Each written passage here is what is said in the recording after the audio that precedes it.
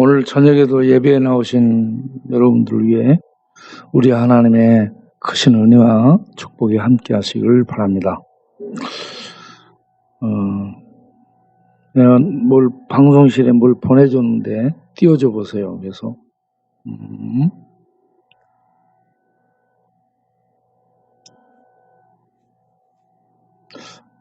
자, 그 요시야 이의 왕들이 아몬, 므낫세, 히스기야, 아하스인데 그 왕들의 이름의 뜻을 내가 적어놨어요. 아하스는 그가 붙잡았다. 히스기야는 여호와께서 강하게 하신 자, 므낫세는 잊어버리게 하셨다. 아몬은 성실함, 요시야는 여호와가 도우신다. 여러분, 이름이 그냥 있는 게 아니고요, 이름에 의미가 있습니다. 므낫세 같은 경우는 잊어버렸다는 얘기입니다. 이름을 지어도 어떻게 이렇게 지었는지 모르겠어요. 요시야는 하나님이 도우신다. 하나님이 도우시는 자. 또 히스기야 같은 경우도 하나님께서 강하게 하신 자.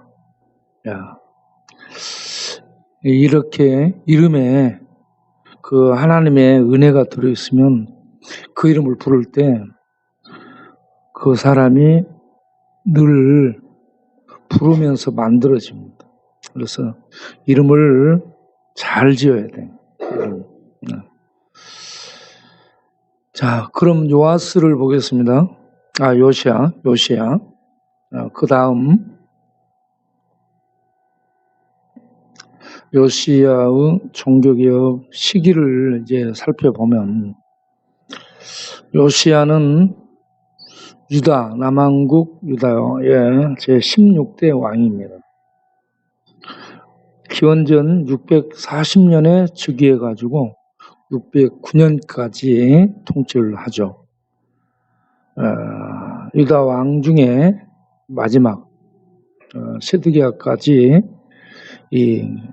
몇 명이 남아있죠. 그런데 그 마지막으로 가장 선하고 아주 신앙적인,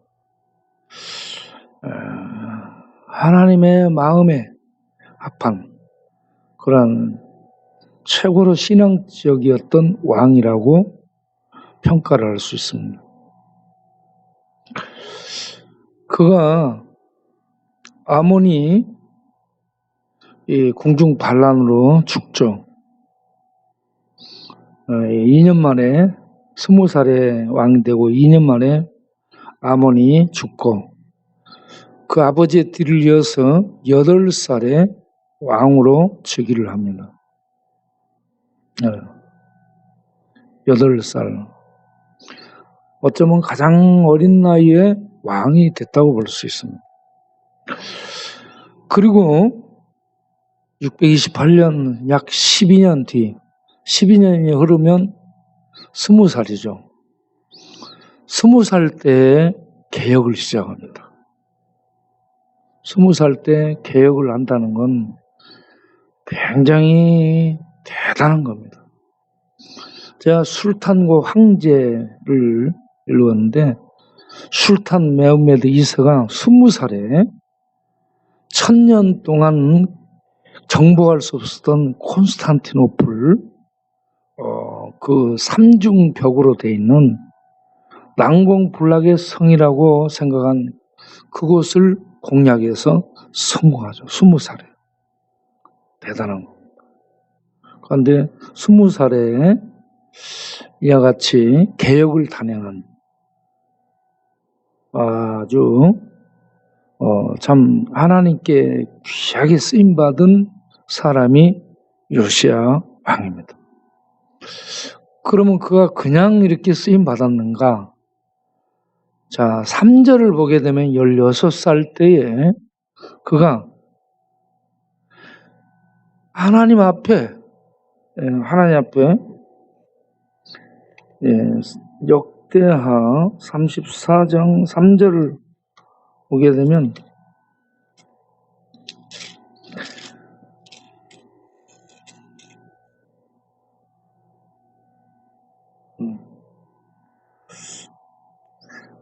비로소 다윗의 하나님을 비로소 찾고 했죠.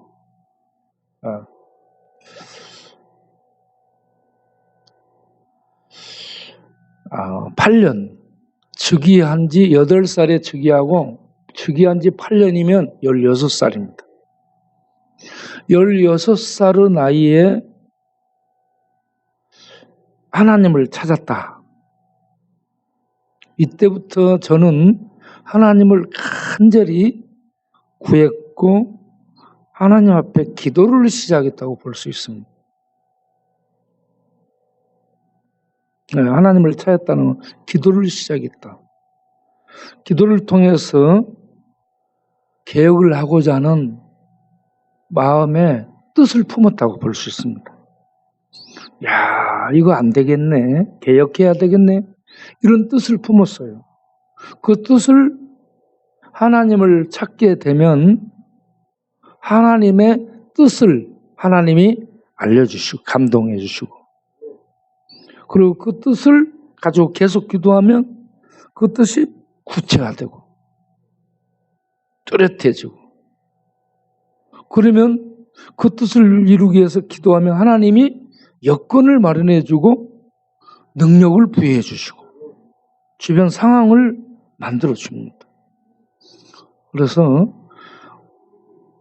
이러한 어려운 때에 이 어린 아이가 16살으로 그 어린 아이가 기도하고 하나님의 뜻을 감동을 받고 그 뜻을 이루기 위해서 기도하고 그리고 그 뜻을 위해 자기를 거기에 던졌다. 야, 참 감동이 되죠. 요시야, 하나님이 도우시는 자. 이렇게 하나님이 도우신 자는 이렇게 되는 겁니다. 아무리 어려운 시대도 이렇게 됩니다. 코로나 재앙 시대, 이때가 교회 개척 시기고 교회 전도 시기고 교회 부흥 시기라고 믿습니다. 우리들이 하나님을 찾기만 하면 그러한 놀라운 역사가 개인, 가정, 사업, 교회 내 나라에 임하게 될 줄로 믿습니다. 자, 그 다음을 보겠어요. 요시야가 즉위 시에 남왕국 유다는 므낫세, 아몬 그 위에 므낫세 때부터 아수리의 종속국이었습니다. 아수리의 지배 아래에 있었어요. 그래서 요시야가 즉위 8년째 기도하고 그런 감동을 받고 그 뜻을 품고 개혁을 하려고 했지만 아수르 내정 간섭 때문에 그 개혁을 단행할 수가 없었습니다. 정치적인 영향을 받게 된 거죠. 이렇게 주변 여건이 허락이 안 될 때도 있습니다. 그래서 마음의 뜻을 품고 기도하며 하나님을 계속 찾았다고 볼 수 있습니다. 그렇게 해서 8년 다음에 12년이니까 4년이 지나죠. 20살, 16살 때 기도하고 뜻을 품고 그리고 이 4년 뒤에 20살 12년, 즉위 12년이 된 해에 아수르 주변 속국들이 반란을 일으킵니다. 아수르에 대한 반란. 그리고 엘람의 침공이 있게 되죠. 이런 주변 상황이 어지럽게 되니까 그걸 정리하다 보니 유다에 대한 간섭을 할 수가 없게 됐습니다. 이런 기회를 만난 거죠. 기도하면 아수르 강대국도 이렇게 주변에 반란이 생기면서 간섭을 할 수 없도록 주변 여건을 하나님이 만들어 주시는 거예요. 저는 이 요시야가 기도의 사람이었다고 생각합니다. 자, 그 다음을 보겠어요.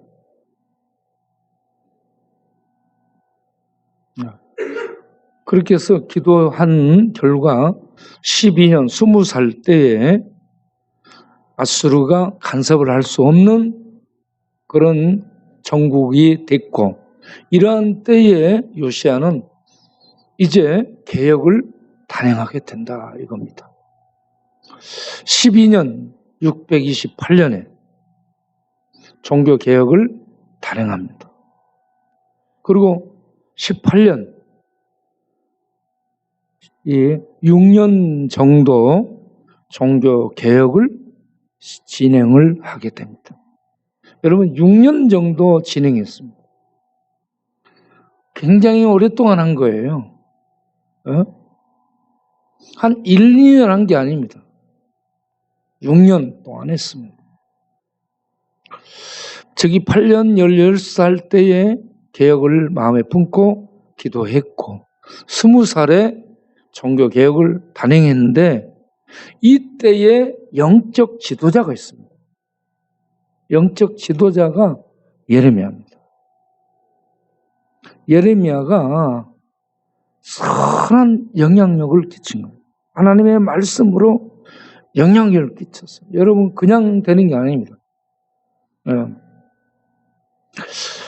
어떤 일을 할 때에 이렇게 하나님의 말씀에 영향을 받고 말씀의 지도를 받고 그때 당시는 선지자의 지원을 받아서 이렇게 일어서서 일을 할 수 있어야 되리라고 보고요.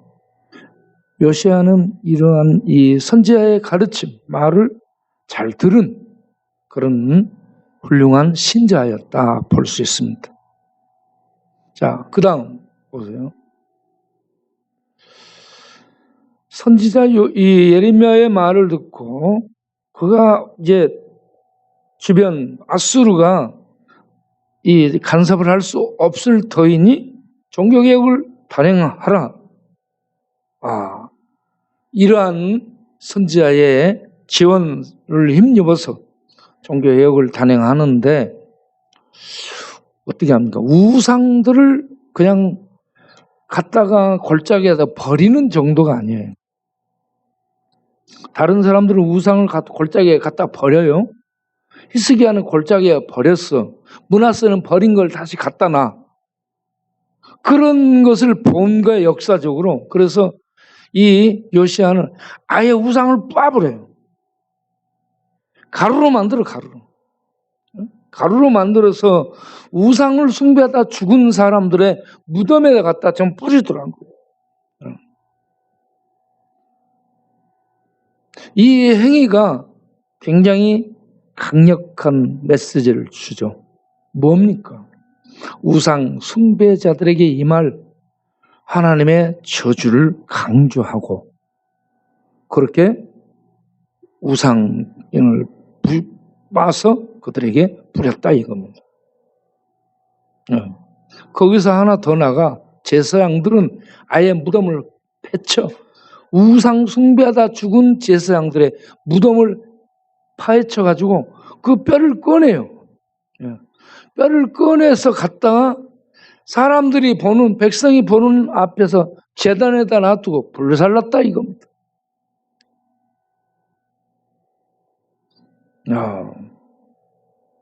이런 일이 없죠. 그래서 백성들이 야, 이건 뭔 일이요? 이러고 봤을 거 아니에요. 이거는 어떤 의미가 있어요?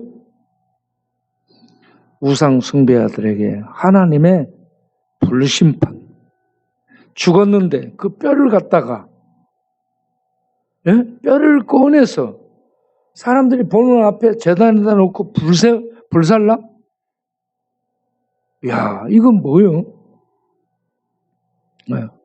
하나님의 불심판이 우상 숭배자들에게 임하게 될 것을, 그들은 하나님의 불심판을 피할 수 없는 저주받은 자들이 되고 말았다는 것을 선포하는 그러한 행위이기 때문에 굉장히 우상 숭배자들에게 두려움을 주는 거죠. 자, 그 다음을 보면은 이렇게 남한국 유다에 있는 우상 척결을 한 다음 북이스라엘까지 계속해서 이 종교 개혁을 단행합니다. 북이스라엘은 기원전 722년에 망한 상태에 있죠. 그런 상황에서 요시아가 남한국 유다뿐만 아니고 북이스라엘에까지 이와 같이 종교 개혁을 단행해서 므낫세 에브라임 이 중심 넘어갔는데 넘어가지 말고 넘어가지 말고 앞으로 북이스라엘 지역까지 이와 같이 전체적으로 우상을 타파했다. 태양상 저 바벨론에 수입한 태양상 담무스 태양상을 이렇게 섬기고 있는 북이스라엘 그 태양상을 찍고 우상을 파괴하는 개혁을 단행했다.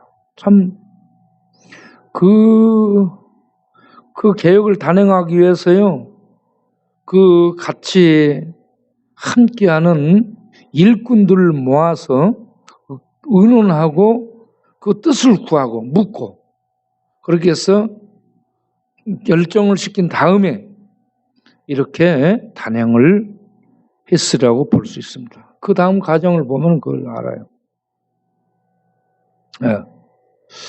자, 6년 동안 개혁을 진행하는데 거기에 함께하는 사람 서기관 사반, 부윤 성주, 대제사장 hil기야. 이 대제사장 hil기야 사독의 아들, 사독의 아들로 나중에 포로에서 돌아온 학사 에스라의 조상이죠. 이렇게 이런 사람들과 함께 요시아가 개혁을 하기 위해서 모이고 의논하고 묻고 하나님께 기도하며 뜻을 구했다라고 볼 수 있습니다. 그리고 연반 돈이 있어요. 이스라엘은 만 20세 이상이 된 남자는 성전세를 내야 돼.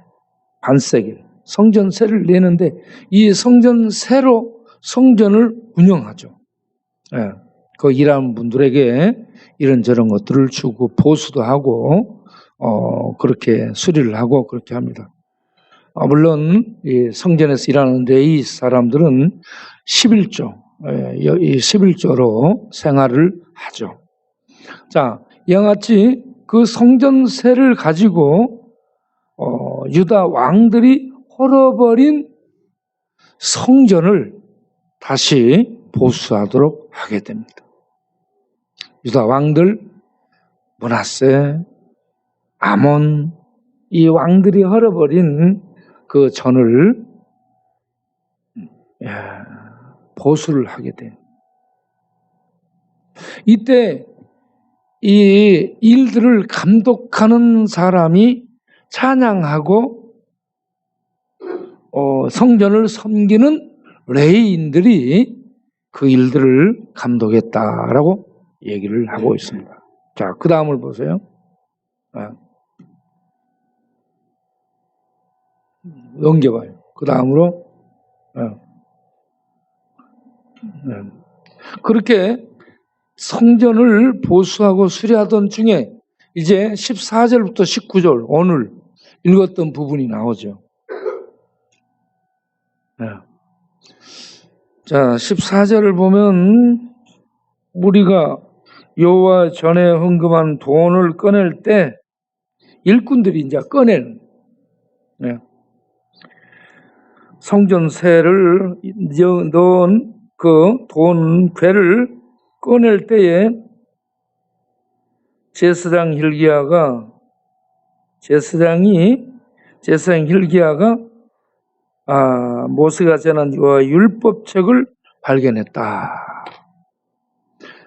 대부분 이때 발견한 책이 모세오경이라고 생각을 합니다. 뭐 여러 가지로 신명기다, 뭐 이런 다른 책이다라고 얘기하는데 가장 많은 의견이 모세오경이라고 이렇게 생각을 합니다. 모세오경을 발견했는데 돈개 속에서 발견했을까? 아니면 대제사장 hil기야니까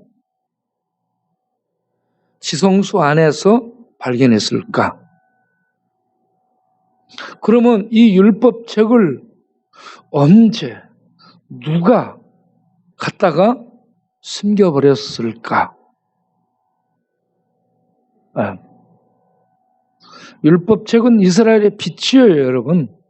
갈 길을 보여주고 갈 길을 제시해주고 갈 길을 가르쳐주는 빛이에요.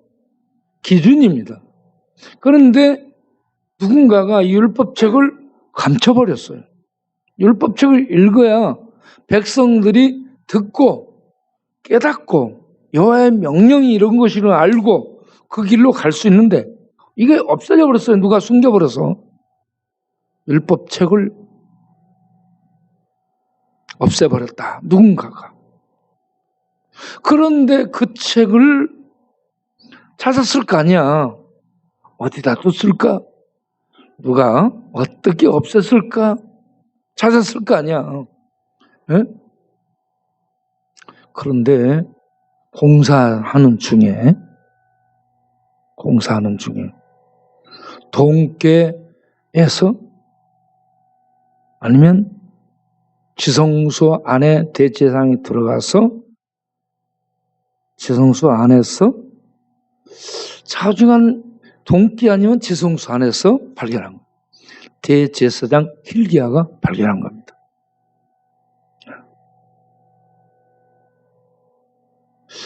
그렇게 해서 이 율법책을 발견했을 때 얼마나 기뻤을까? 동계 발견한 것하고 율법책 발견한 것하고 동계를 꺼낸 것하고 율법책을 발견한 것하고 돈 많이 있는 걸 발견했다, 그것도 기쁘겠죠. 그런데 율법책을 발견했다. 이게 정말 기쁜 일인 줄로 믿습니다. 그리고 율법책을 발견해 가지고 서기관 사반에게 이걸 이제 전해주고, 사반이 16절을 보면 서기관 사반이 책을 가지고 왕에게 나가서 복명하여, 이거는 보고하여 이런 얘기입니다. 보고하여 이르되 다 왕께서 하신 명령대로 우리가 준행했습니다.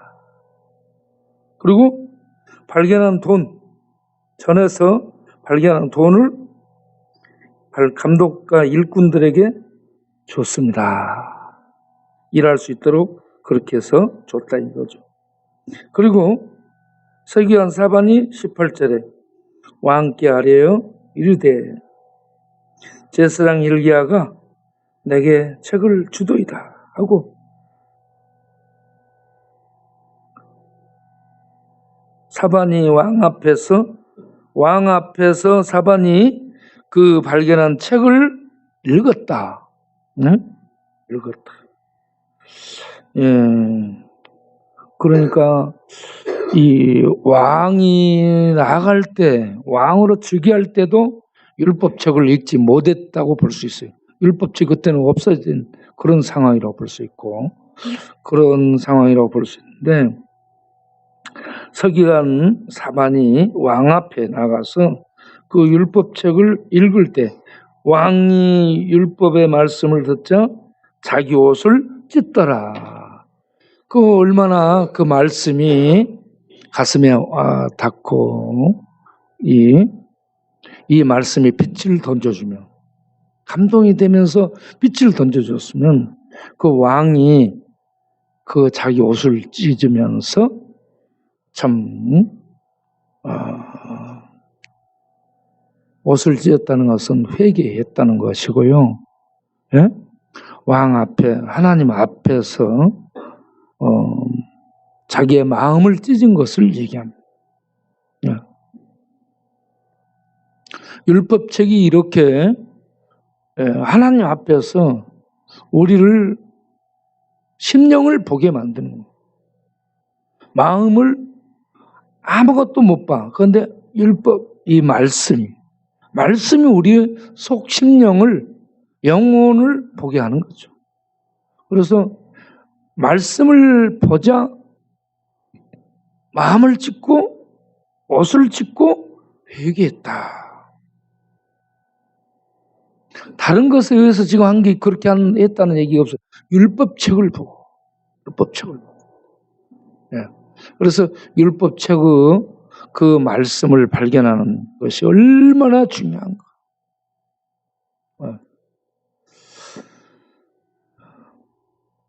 요시아의 이 종교개혁을 단행한, 기도를 통해 준비하고 하나님의 뜻을 굳히고, 그리고 선지자의 가르침을 받아 자기와 함께한 제사장, 서기관, 또 성주들, 이런 사람들과 함께 이걸 이렇게 하기로 의논하고, 이 시기가 적당한지 어쩐지 이런 것도 여쭈고 해서 단행합시다 해가지고 밀고 나가서 그렇게 한 결과, 자, 18년 개혁 해 나간 지 6년 정도 됐을 때, 이 성전에서 이 율법책을 발견했어요.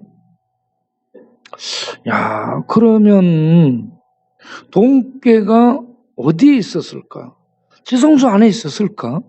어디다 돈깨를 숨겨놓은 것일까?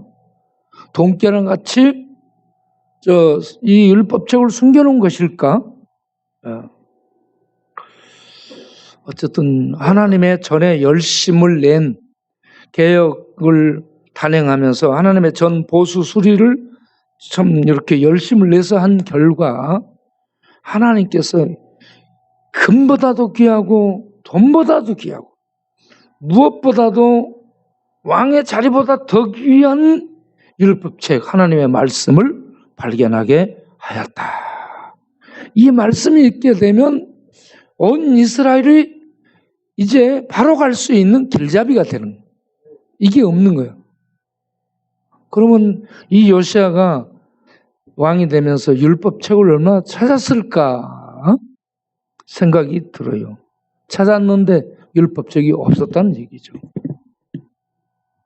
그렇게 찾았던 율법책을 발견하게 됐을 때 요시아는 참 그 기쁨이 말할 수 없었을 것이고, 그 말씀을 읽을 때 그 말씀의 권위 앞에 무릎을 꿇고 마음을 찢고 옷을 찢고 하나님의 존전에 나아가서 회개하는 이런 모습을 보였다.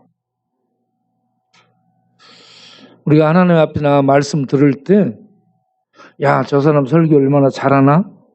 저 사람 설교를 재밌게 하나 못하나? 예? 이런 거 평가하고 있지 말고, 하나님의 말씀을 누가 전하든지 그냥 쑥딱같이 하나님의 말씀만 빵 던져도 하고 하나님의 말씀 앞에 무조건 아멘하고 그 말씀을 받아들이고 그 말씀 앞에 순복할 수 있는 이런 믿음의 자세를 가져야 되는 겁니다. 그렇기 때문에 저는 누가 말씀을 전하든지 은혜를 받습니다. 어떤 분이 말씀을 전해도 다 그 말씀이 전해질 때 하나님의 말씀이 전해지기 때문에 은혜가 되는 거예요. 그리고 말씀을 읽고 이 말씀을 마음에 새기고 그 말씀을 붙들고 기도하고, 그러면 하나님의 뜻이 우리에게 구체화되죠. 그걸 계속 기도하게 되면 하나님이 그 일을 할 수 있도록 인도해 주시는 겁니다. 여러분, 링컨이 미국이 남북 전쟁을 일으킨 사람이에요. 남북 전쟁은 노예 제도를 없앤 겁니다. 노예가 그때 많았죠. 그런데 왜 노예 제도를 없애게 됐냐면 19살 때 뉴올리언즈 지방 여행하다가 흑인 가족이 노예로 뿔뿔이 팔려서 흩어지면서 엄마 아빠 막 부르면서 안 가려고 울부짖는 그 모습을 본 거예요. 그래서 19살에 일찍 어머니를 여인 링컨이 국민학교 2학년 때 어머니를 여의죠. 어머니가 아가, 너는 이 성경 말씀을 읽고 말씀에 기록된 대로 살고 행하도록 해라. 엄마의 부탁을 받은 거예요. 그래서 그 말씀 읽고 그 말씀 따라 산 그런 아들이 19살 때 가족이 이렇게 뿔뿔이 팔려 흩어지는 이런 모습을 보면서 가슴이 아파. 야, 노예제도 없애야 되겠다 해가지고 그가 기도하고 그 노예제도를 없앨 뜻을 품고 이렇게 나가다 보니까 정권을 잡아야 되겠다는 걸 알죠. 대통령이 돼서 이 노예제도를 없애는 일을 하지 않으면 절대 백인들의 세력을 꺾을 수가 없다는 걸 알았습니다. 우리나라 강성노조, 귀족노조, 이 노조들이요 얼마나 돈 많이 받고 있는지 몰라요. 그들을 아주 강한 이 세력들입니다. 귀족이에요. 노조가 아니고.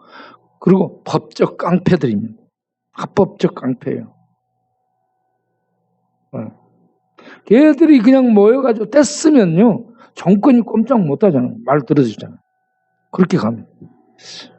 그런 것처럼 그 백인들의 세력이 주 세력이 돼가지고요 노예제도를 없애자 해도 그들이 노예제도 폐지 안 하겠다고 이렇게 들고 일어나니까 폐지를 할 수 없는. 그래서 대통령이 돼가지고 폐지를 하려고 해도 안 되니까 전쟁을 하잖아요. 전쟁을 해가지고 북군의 승리로 마침내 남북 노예제도를 없애게 되는데 전쟁 승리한 다음 5일 뒤에 총 맞아 죽습니다. 이 영아치 어떤 사명, 하나님의 그 사명이 기도를 통해서 그 안에 딱 들어오게 되면 그 일을 위해서 기도하고 밀고 나가면 여건이 만들어지고요. 그리고 그걸 이룰 수 있게 돼요. 그런데 그 사명을 끝나고 나면 그 사람은 갑니다.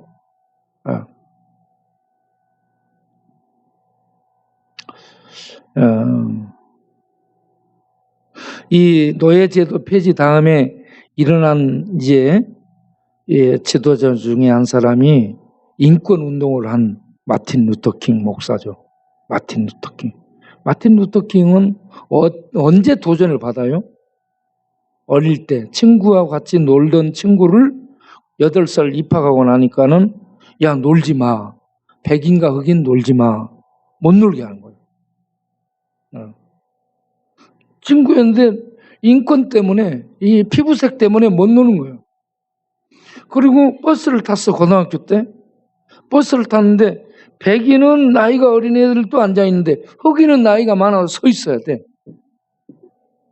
흑인은 인권이 없는 거야.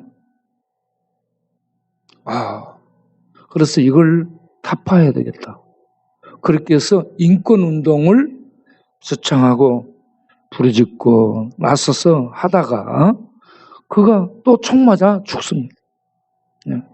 젊은 나이에 총 맞아 죽습니다.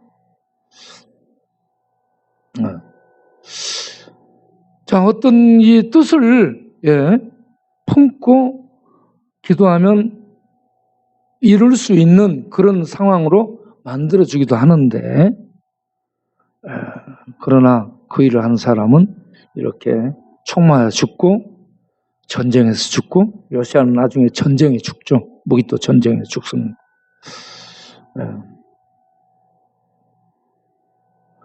그럴지라도 하나님은 그 시대에 그 사람에게 그 사명 수행하도록 뜻을 주고 감동을 주고 그 여건을 만들어주고 정치적으로도 이런저런 힘이 있도록 세워준다. 여러분, 그래서 여러분 시대에 성경 읽고 하나님의 뜻을 깨닫고 그 뜻을 위해 일할 수 있도록 기도하시길 바랍니다. 기도하면 돼. 기도하면 하나님이 인도해 주셔요. 자, 그리고 이제 이 가장 위대한 발견은 뭘까?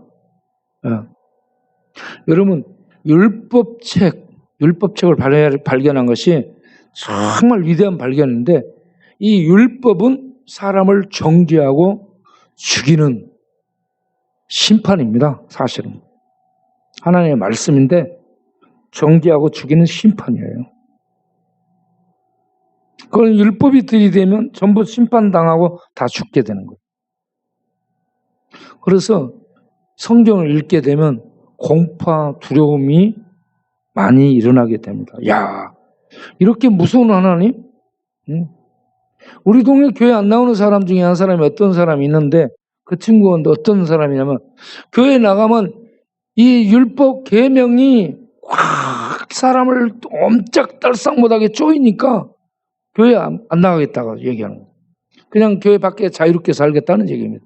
교회 안에 오면 율법이, 계명이 숨을 못 쉬게 옥죄해서 죽인다 이거예요. 내가 하나님의 구원을 얻기 위해서 왔는데 교회 왔더니 율법 계명 가지고 숨도 못 쉬게 옥죄해서 죽이고, 이 뭐 자유가 없으니까 교회에 못 나오겠다. 여러분, 그런데 율법은 길이고 진리고 참인데 율법의 역할은 심판입니다. 정죄. 그러면 우리가 심판을 받으면 우리는 살아남을 사람이 한 사람도 없어요. 그래서 이 율법을 내고 율법을 만들고 율법의 심판을 받을 우리의 대리자가 오시게 되죠. 그래서 그분이 구세 준 거예요. 이 예수를 이렇게 율법의 정죄에서 심판해서 구원의 길 구세주를 발견한 것이 최고의 발견인 줄로 믿으시기 바랍니다. 마태복음 5장 17절을 보게 되면, 내가 율법이나 선지자를 없애려고 온 줄로 생각하느냐? 그렇게 생각하지 마라. 율법이나 선지자들의 한 말은 없어지는 거 아니고 1.1도 떨어질 수 없다. 그걸 반드시 이루어져야 된다는 얘기입니다. 18절. 그래서 18절을 보면요, 천지가 없어질지라도 율법 한 획 한 점도 없어지지 않고 반드시 이룬다. 하나님은 말씀대로 집행한다 이 말입니다. 그러면 살아남을 사람이 한 사람도 없어요. 그런데 이 율법의 칼날을 대신 받는 분이 오시죠. 하나님의 이 말씀이 칼날인데 이 칼날로 모든 인간을 심판하고 죽여요. 그런 하나님의 말씀이었던 하나님의 말씀이 사람이 되어 인간 세계에 오시게 됩니다. 예수님 하나님의 말씀이시고 하나님의 말씀을 내신 말씀이시죠. 하나님의 말씀을 내신 말씀이시기 때문에 말씀이 어떻다, 말씀의 성격이 어떻다, 말씀을 그 의미, 의도, 목적, 내용 모든 의미에서 완벽하게 이룰 수 있는 유일한 분입니다. 어떤 과학자도 어떤 철인도 어떤 능한 자도 말씀을 하나님의 뜻대로 이룰 수 있는 자는 없어요. 하나님의 말씀이신 예수님, 말씀을 내신, 율법을 내신 장본인만이 그 말씀을 뜻대로 정확하게 조금도 어긋남이 없이 이룰 수 있는 유일한 분입니다. 그래서 예수님이 율법을 없어지지 않는다, 반드시 이룬다. 그리고 그 율법의 정죄 심판하는 그 모든 율법의 이 조항을 이루기 위해서 말씀이신 그분이 오셔서 십자가 상에 들어가 그 모든 말씀, 율법의 정죄, 심판, 저주 이 모든 것을 십자가로 이루십니다. 요한복음 19장 30절에 예수님이 십자가의 상에 외친 말씀을 들어보세요. 다 이루었다. 할렐루야. 율법의 모든 정죄, 율법의 모든 심판, 율법의 칼질, 율법의 영원한 저주를 십자가로요. 하나님의 말씀이신 예수께서 그 말씀을 뜻대로 다 이루십니다. 여기에 우리의 구원이 있는 줄로 믿습니다. 그래서 이 진리를 예수를 발견하고 나면 나 자유 얻었네. 나 자유 얻었네. 나 자유 얻었네. 이 자유 얻은 이 은혜를 노래할 수 있는 성도가 되게 되는 줄로 믿습니다. 예. 자, 좀 더 보세요. 예. 다 이루었네. 다 이루었다. 예수님께서 율법을 다 이루신 겁니다. 율법의 저주, 영원한 저주, 율법의 정죄, 율법의 심판, 이 모든 걸 예수님이 십자가로요. 일점일획도 어긋남이 없이 완벽하게 다 이루었습니다.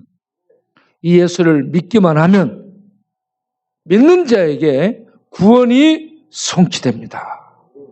율법이 완성돼서 옮겨지게 되는 겁니다. 그러면 예수를 믿는 자는 율법을 완성한 하나님의 구원의 완성 속에 도달하는 자가 되는 거죠. 이게 은혜입니다. 자, 그래서 요한복음 5장 24절을 보겠어요. 읽어보겠습니다.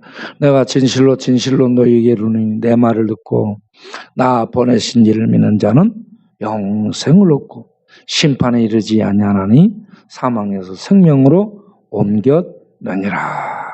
아멘. 이 말씀이 우리 모두에게 율법의 정죄에서 심판에서 저주에서 자유를 주는 자유의 말씀이 구원의 말씀이 되기를 바랍니다. 그래서 무엇보다도 이 예수를 발견한 거예요. 그래서 제가 이렇게 썼죠. 콜럼버스가 1492년에 신대륙을 발견해요. 그때 당시 여행을 하면은 바다가 각져서 떨어져 죽을 것을 알았죠. 그런데 바다가 이렇게 이어져 있어요. 그래가지고 바다를 통해 가서 신대륙을 발견. 위대한 정복시대의 위대한 발견입니다. 놀라운 발견. 그리고 1922년에 알렉산더 플레밍이 페니실린을 실수로 발견하죠. 최초의 항생제라고 볼 수 있어요. 이 항생제 페니실린을 발견했는데 이 최초는 아니죠. 이 항생제를 발견을 했는데 페니실린 항생제를 발견하게 됐는데 이 플레밍이 한 얘기가 있어요. 내가 페니실린을 발견한 것이 위대한 발견이 아니고 예수께서 내 구세주라는 것을 발견한 것이 가장 위대한 발견이라고 고백했습니다. 할렐루야. 이러한 고백처럼 우리가 예수를 그리스도, 율법을 내신 그리고 율법을 이 땅에 오셔서 우리가 모든 이루는 율법을 완성하신 완성자. 그래서 믿는 자에게 율법을 완성하고 율법의 저주까지 다 이루어서 안겨주는 그걸 의라고 얘기하죠. 하나님의 의를 안겨주신 예수를 구세주로 그리스도로 하나님으로 발견하는 것. 이것이야말로 최고의 발견이요. 최대의 발견이요. 가장 위대한 발견인 줄로 믿습니다. 여러분 예수를 이렇게 나의 구세주, 나의 하나님, 영원한 내 주님을 발견하고 믿어서 예수 안에서 생명을 얻고 예수 안에서 영생을 누리며 사는 복된 성도님들 되시기 바랍니다.